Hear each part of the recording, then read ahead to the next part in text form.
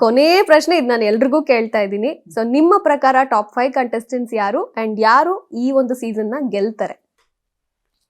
Top 5 ಅಂದರೆ ಅನಿಸೋದು ನನಗೆ ನನ್ನ ತಮ್ಮಯ್ಯ ಇಲ್ಲಿ, ಕಾರ್ತಿಕ್, ಸಂಗೀತ, ವಿನಯ್, ಪ್ರತಾಪ್. ಈ ಇಬ್ಬರಲ್ಲಿ ಸ್ವಲ್ಪ ಟಫ್ ಇದೆ, ಲೈಕ್ ತನಿಷಾ ಆ್ಯಂಡ್ ವರ್ತೂರ್ ಸಂತೋಷ್ ಅವರಿಬ್ಬರಲ್ಲಿ ಯಾರಾದರೂ ಒಬ್ರು ಇರ್ತಾರೆ ಟಾಪ್ 5ಅಲ್ಲಿ.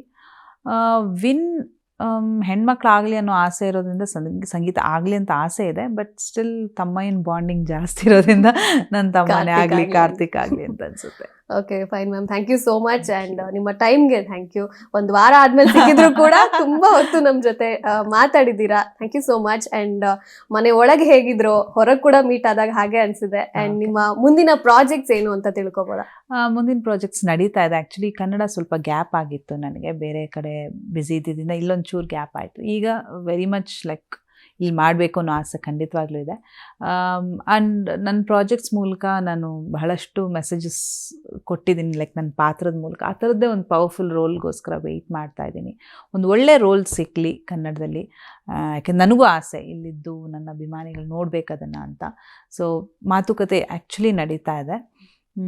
ಕ್ಯಾರೆಕ್ಟರ್ ಬಹುಶಃ ಇಷ್ಟ ಆದರೆ immediately will start that project. ಏನಿದ್ರು ತಿಳಿಸ್ತೀನಿ ನಾನು ನಿಮಗೆ.